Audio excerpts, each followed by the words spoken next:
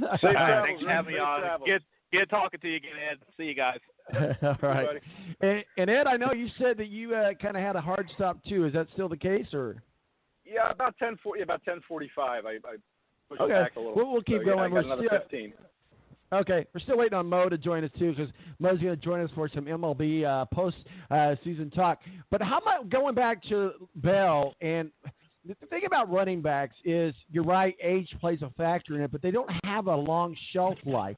So when you pay that kind of money to Bell, you're basically assuring that he'll be with you for the rest of his career. Is Bell worth the money that he's asking for? Again, I'm all for a guy getting his money. Don't get me wrong. But is he worth as much as he thinks he's worth? Well, he is a pretty darn good running back. And, if you just look at the Colts situation, put some weapons around Andrew Luck, for heaven's sakes. It's time to give him some receivers other than T.Y. Hilton. It's time to give him a running game.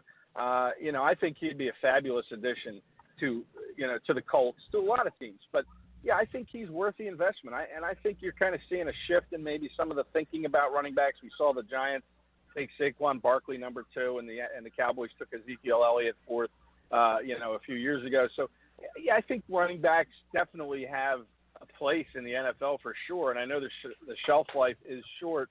But look, Bell to me is still in his prime at 26 years old. He could go another 4 or 5 years. So, yeah, I think he's definitely worth the money. And then you look at some of the older guys. You mentioned Frank Gore, who, he has stayed healthy. He's had a lot of longevity to his career. You're seeing kind of a resurgence of Adrian Peterson this year in Washington. I know he missed some time, obviously, with, the suspension or whatever he had there, I think, a couple of years ago. And I know he's had injuries. But, yeah, I think running backs, if they take care of themselves and are smart about taking care of their body, going out of bounds when they can, or not plowing into guys to sort of extend their shelf life. Yeah, I think they're absolutely worth it. I think for the Colts, it'd be a tremendous acquisition, because I think you have to put weapons around Luck. And, that's the best one out there at the running back spot, so why not do what you can to get him? I'm all for it. Ballard's just kind of, I don't know if stingy's the right word, but he just kind of has – And it seemed to have worked for him in Kansas City. It worked for him with the Bears. He's got a firm belief to build the team through the draft and to fill in gaps through the free agency. But there again, we just talked about Bell even wanting to be a free agent. So we'll see if the time runs out for him to be a free agent, or they're just going to have to trade, and what are they going to have to do to get with him. Let's talk a little bit about the stupidness of and I tell you what, if I was the Seahawks, I would get him off of that team as soon as possible. I'm talking about Earl Thomas. That was the most disrespectful as a player and to your team and to your fans, to be carted off your field and give your sideline the finger. There's no excuse for that.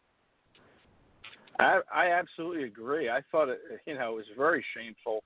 And you have to wonder if the NFL would levy any kind of suspension for conduct detrimental to the league. You can't have a player flipping off the team as he's being carted off. Look, I understand the emotion that was involved. He decided to play out his contract for the risk of injury, but that was a decision that he made.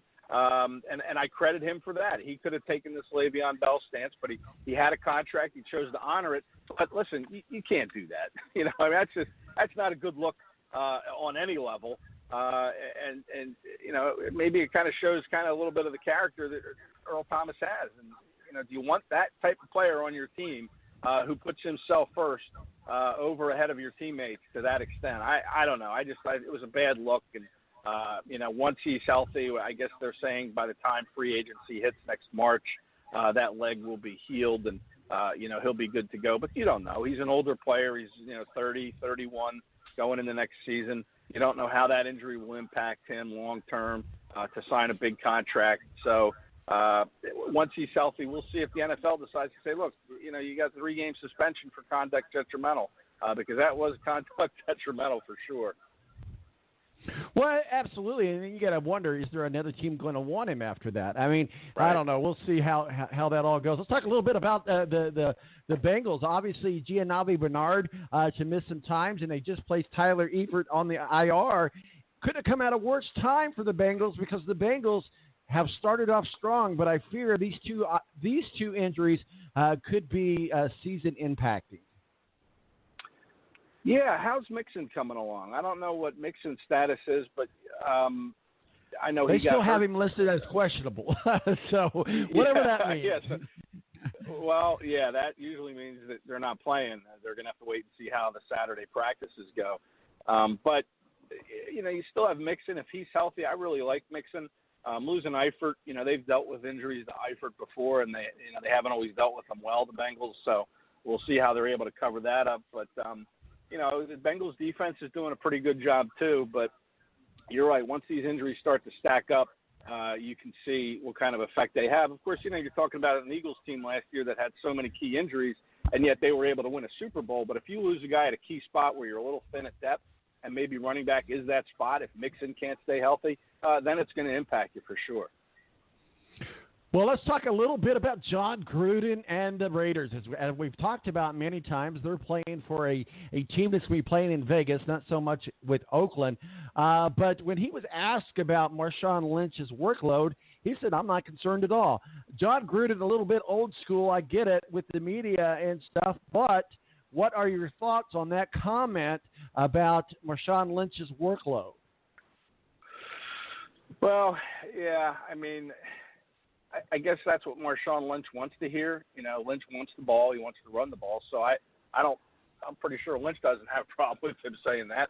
The problem with John Gruden, though, is you see comments like he made this week about the safety, Derwin James, I think his name is, the kid that came out last year, was drafted by the Chargers and is making an impact. And, Gruden comes out and kind of undercuts his GM when he says, I wanted to draft Derwin James.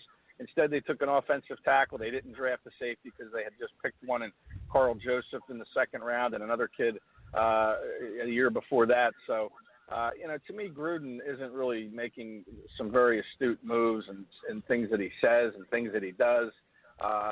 He's been away from the game, the sideline game, I should say, for, 10 years? I know he was in the broadcast booth, but it's a whole different animal when you're immersed inside an organization and you're the one impacting decisions. So, to me, Gruden hasn't really gotten off on the best foot.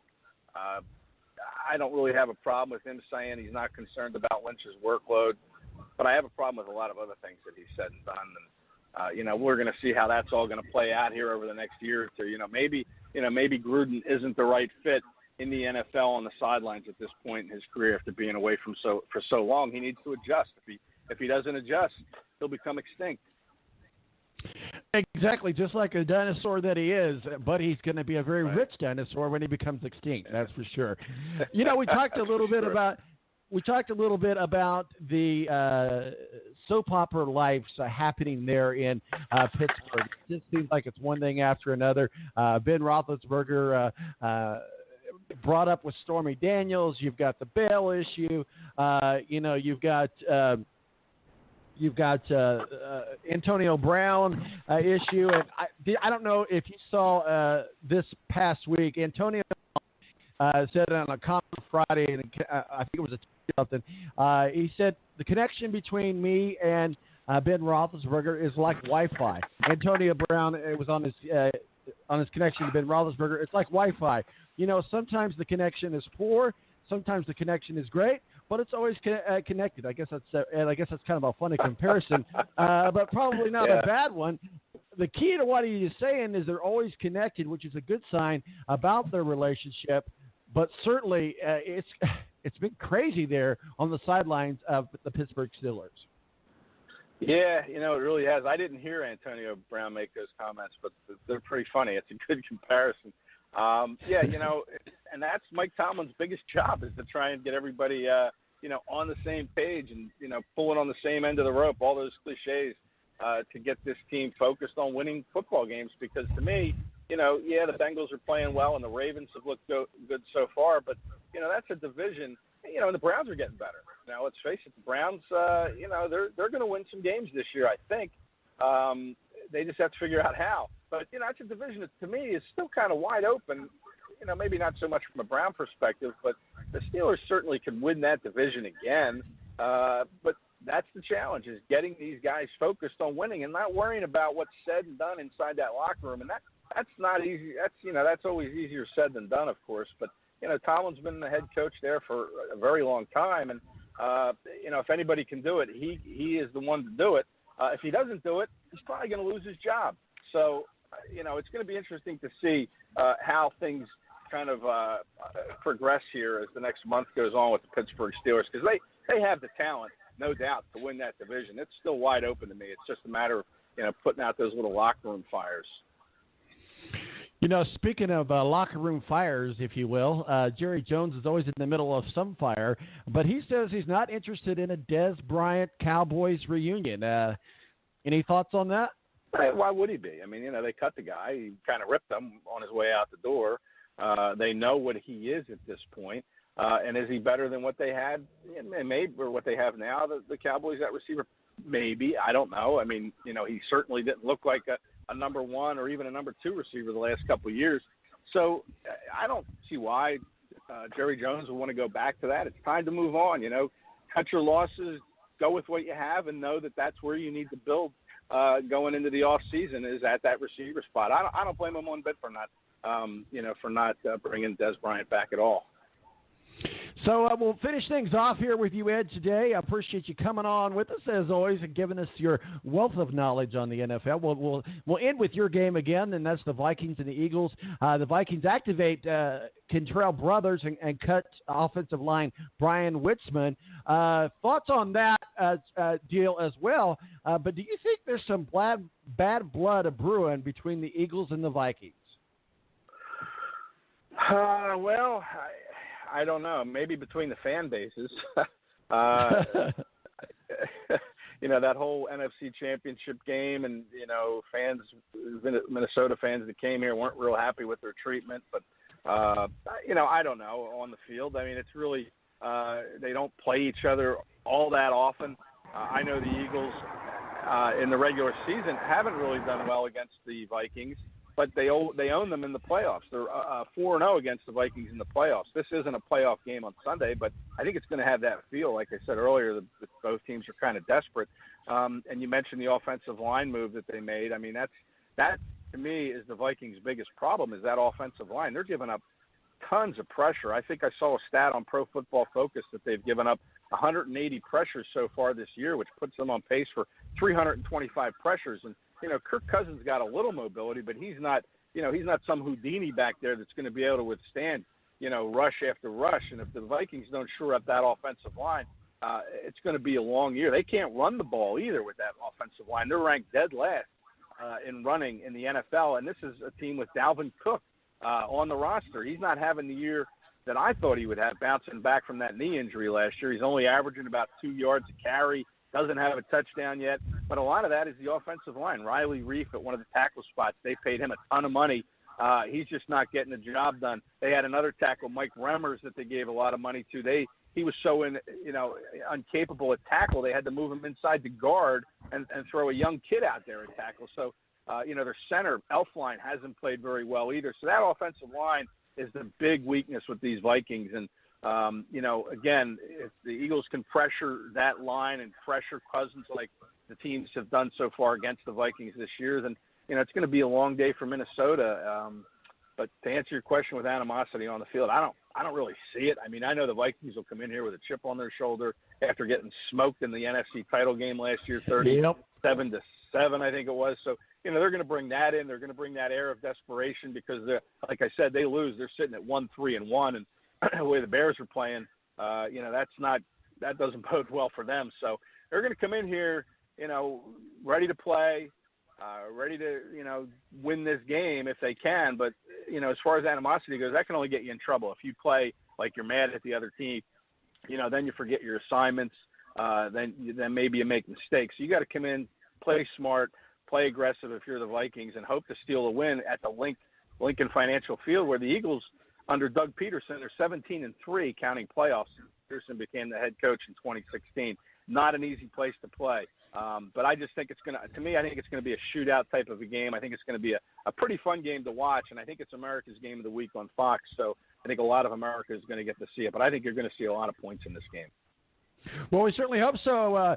ed-kracz joined us, our official NFL contributor, beat writer for the Philadelphia Eagles with Sports Exchange. Catch him at www.footballmaven.io/.